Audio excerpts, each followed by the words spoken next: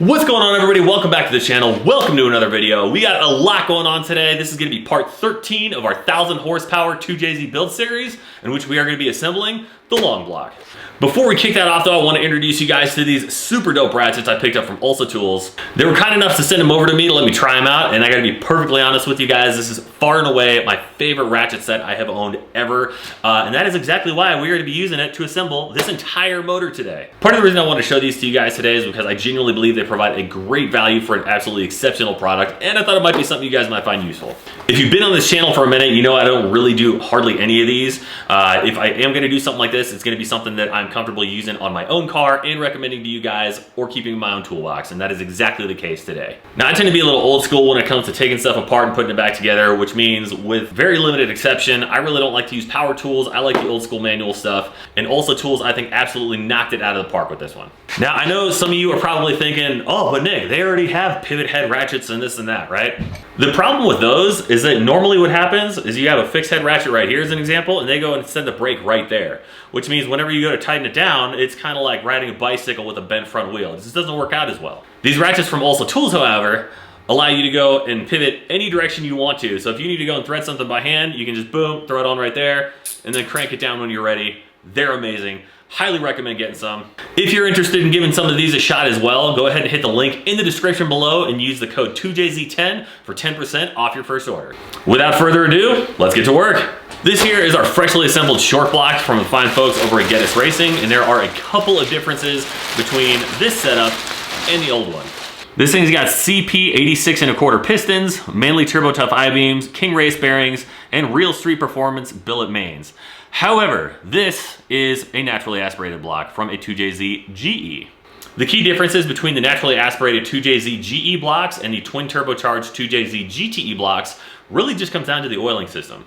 The GTE blocks are going to have oil squirters on the bottom of the cylinder wall to help cool the piston on the stock pistons, whereas the GE blocks do not. The GTE blocks also have oil feed lines on the exhaust side of the block, whereas the GE blocks don't actually have the two oil galleys connected. If you're looking to do this and you want to have the oil feed on the appropriate side, you're going to need to go and drill the engine block right here across the front of the block to connect the oil galley to the other side. Once this is done, you're going to drill and tap the forward oil supply location right here, and this should be tapped to an M12 by 1 1/4. One critical note here is that you absolutely must remove these plugs right here so you can remove any metal shaving. The absolute last thing you want to do is have these little metal bits go fragging your freshly built motor. That would be a really bad day. That's about it as far as the block differences go. There are a couple of differences between the VVTi versus non-VVTi internals. So if you're looking to pick one up from a scrapyard, there are going to be a couple small idiosyncrasies as far as rod thickness and stuff go between the two.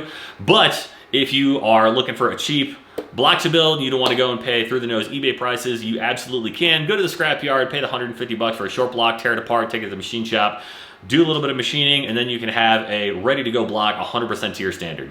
So what do we need to put this thing together? Great question. In order to go and assemble one of these things, you're going to need the following tools. First and foremost, we got our Olsa Tools swivel ratchets, 12-point sockets in various sizes, an assortment of hex bits, a 32mm box wrench, ARP stud lube, Toyota black FIPG, a torque wrench that reads 0 to 100 foot-pounds, an OEM 2JZ gasket kit, our TSRM or Toyota Supra repair manual for our torque specs. Lastly, you might also need some stubby cut wrenches just to kind of help with the exhaust manifold bolts. All right, first things first, I like to kick us off by installing the oil pump. In order to do that, we're gonna need two of the little O-rings here.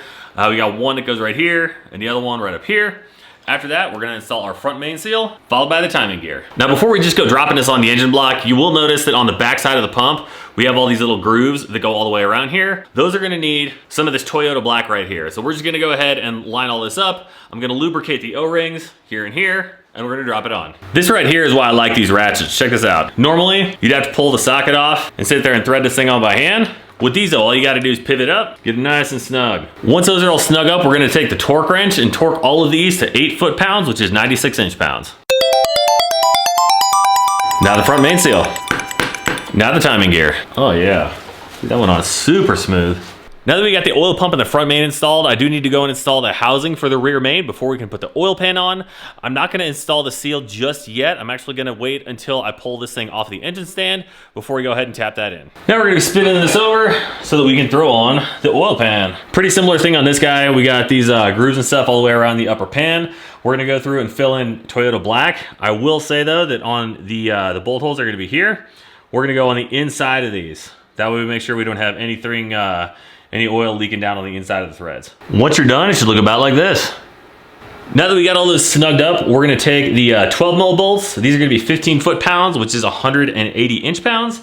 And then after that, we're gonna do these 14 mil bolts over here. And those are gonna be 350 inch-pounds, which is 29 foot-pounds.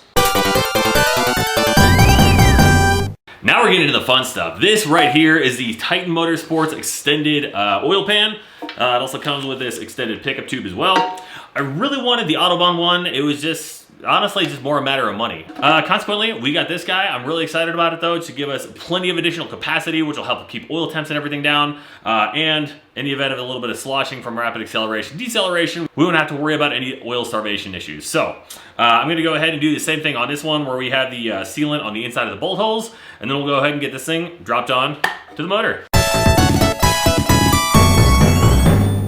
Once that's on there, it'll look about like this. One quick thing on here, by the way, if you guys do plan on getting one of these, make sure you test fit this first. I went through and test fit this off camera, and like almost 2/3 of my bolt holes were like just barely off. Not a big deal. I mean, you kind of get that with any custom part. I just wound up having to go up one drill bit size and kind of reamed them out a little bit. So not the end of the world. We're good to go now. So let's go ahead and get this on here. Now that we got that done, let's throw on some motor mounts, oil filter relocation, couple of sensors, water pump, lower water neck, and a coolant crossover pipe, alternator, and our head studs. Now, whenever you're doing these, you are gonna need to go and use your ARP assembly lube, and these just need to be hand tight when they're installed. You don't need to go cranking down on these or anything like that.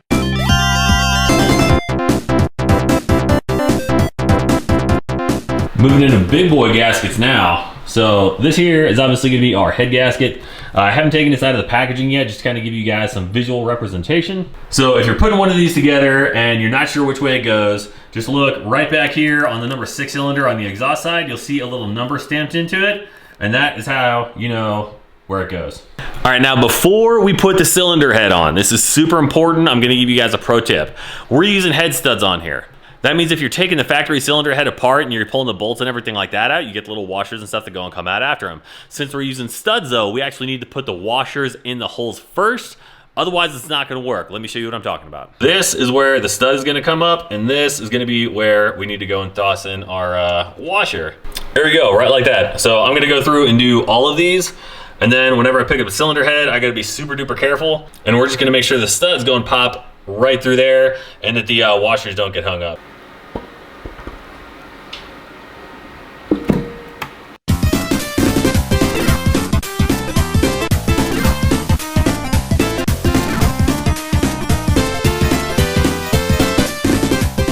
Now that we got this thing on here, I did go ahead and hand tighten all of the nuts. Now for this, I'm actually using old school L19 head studs. So we're actually gonna go and do 35 foot-pounds all the way through the first time, followed by 70 foot-pounds, and then finally 105 foot-pounds on all of these. If you look closely right here, I actually went through and labeled all of these. So we're just gonna go 1, 2, 3, 4, 5, 6, 7, 8, 9, 10, 11, 12, 13, 14. You're basically just gonna be doing a crisscross pattern throughout the whole cylinder head.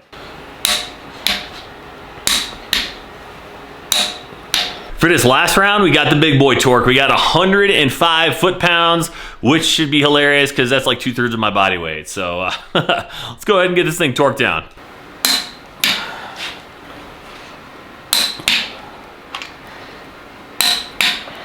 On to the next thing. The next day.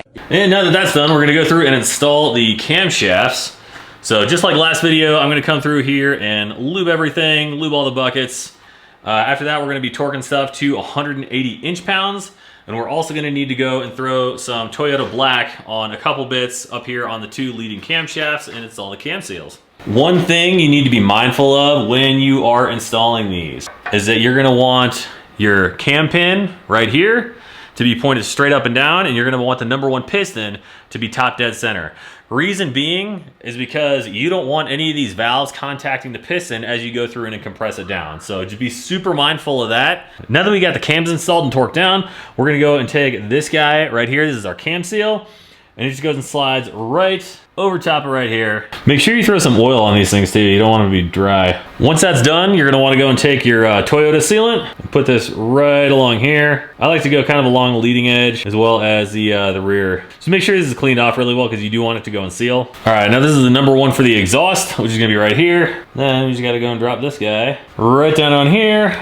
Thread it in and torque it down. Next up, we're gonna be installing the cam gears. These are gonna get torqued to 73 foot-pounds. We're gonna go ahead and throw these guys on here. And then whenever we go to torque these down, we got this 32 millimeter wrench, and we're just gonna go and put it on the hex right back here. This is gonna be just after our number 3 cam cap between the 3 and 4. All right, I'm just gonna go ahead and set these on here for now. In the next video, we'll actually be talking about degreasing the camshafts, at which point we'll be using new gaskets, as well as these little wax washers right here, and then torque it down to 48 inch-pounds.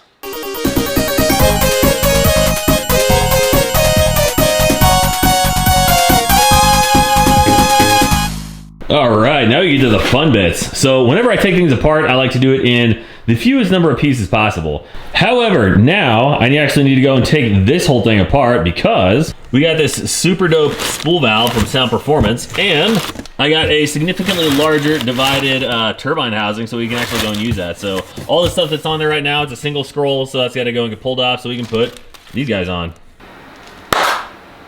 All right, I'm gonna go ahead and thread this on temporarily. No, I'm not using a gasket yet because we actually need to go through and size the spool valve, make sure it's gonna work with the turbine housing as well as the exhaust manifold here.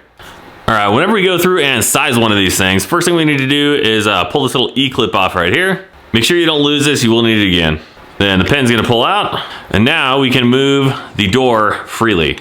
Now we're just gonna take the spool valve, and you're gonna want the Sound Performance logo to be in the up position, right like this. So this is actually gonna go and tuck kind of between our wastegate, up runner, and the dump tube. Once you got this on here, you're gonna look for any binding, because obviously any rubbing is gonna go and cause an issue, and we're trying to avoid that, and this actually looks really great. Now this is the SPF1 exhaust manifold. It was built for QSV compatibility, so I wasn't expecting any issues, but we still got to check the turbine housing. All right, so I went ahead and threw the spool valve on the turbine housing and just used a couple of clevis pins to kind of show you guys this.